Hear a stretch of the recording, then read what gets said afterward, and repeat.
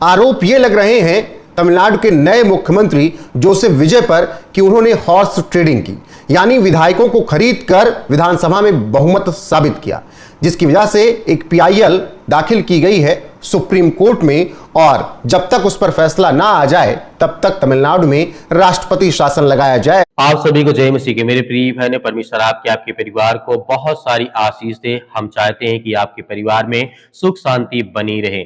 मेरे प्रिय भाइयों, जिस तरीके से तमिलनाडु में विजय जोसेफ की सरकार के खिलाफ सुप्रीम कोर्ट में याचिका दायर की गई है, सीएम बनते काफी ज्यादा षड्यंत्र रचा जा रहा है।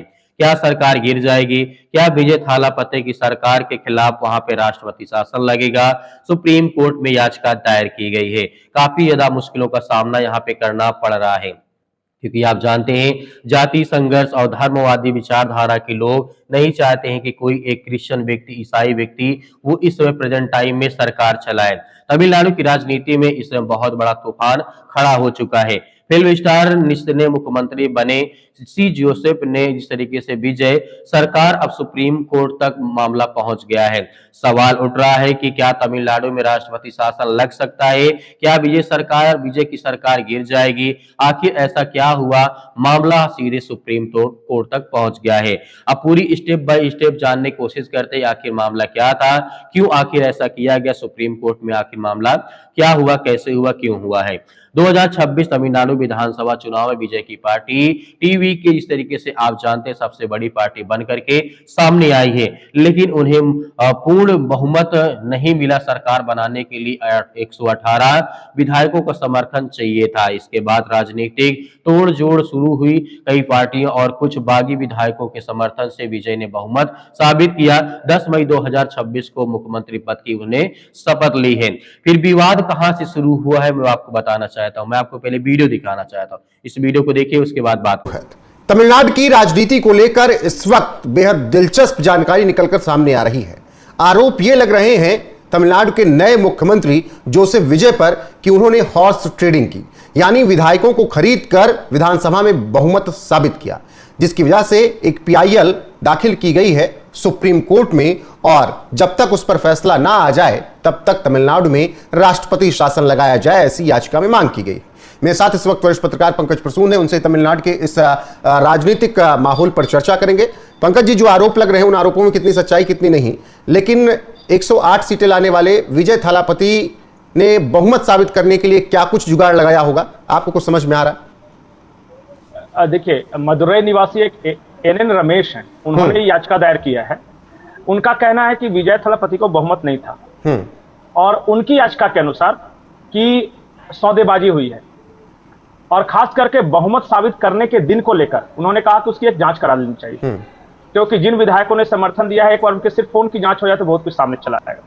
ये उनका कहना है। और उन्होंने सीबीआई को इसमें पार्टी बनाया है और साथ ही ये भी कहा है कि जब तक ये जांच पूरी नहीं होती तब तक फिलहाल तमिलनाडु में राष्ट्रपति शासन लगाकर रखिए। ये उनकी याचिका है, लेकिन रोहित, मुझे लगता नहीं कि इस याचिका में कुछ हो सके। अब तक जो मैं अपने अनुभव से बता रहा हूं कि ठीक है, बहुत सारी इस तरह पीआईएल दायर होती है, लेकिन जिस तरीके से आपने वीडियो देखा है तो यहाँ पर जो बातें अभी आपको समझ में आखिर विवाद कहां से शुरू होता है।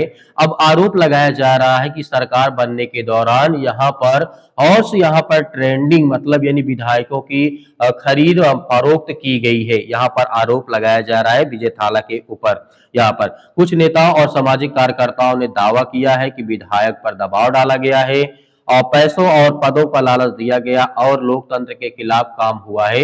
यहाँ पर आरोप सुप्रीम कोर्ट में लगाया गया है। इसी आरोप को लेकर के सुप्रीम कोर्ट में एक पीआईएल यानी जनहित याचिका दायर की गई है। सुप्रीम कोर्ट में क्या मांग की गई है ये मैं आपको बताना चाहता। सुप्रीम कोर्ट में ये मांग की गई है, याचिका में 3 बड़ी मांगे रखी गई हैं।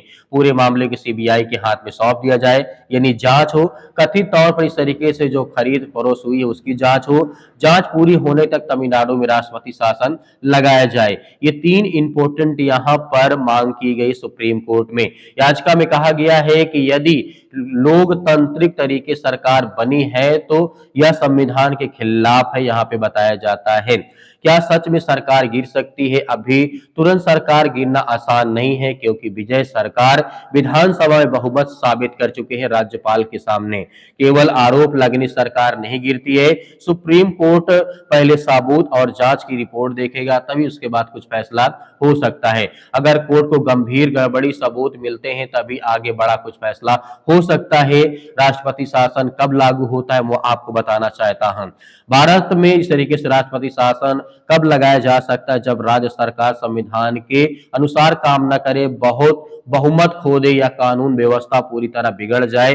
तमिलनाडु में पहले भी राष्ट्रपति शासन लग चुका है, लेकिन यह बहुत बड़ा संवैधानिक फैसला होता है और माना जाता है।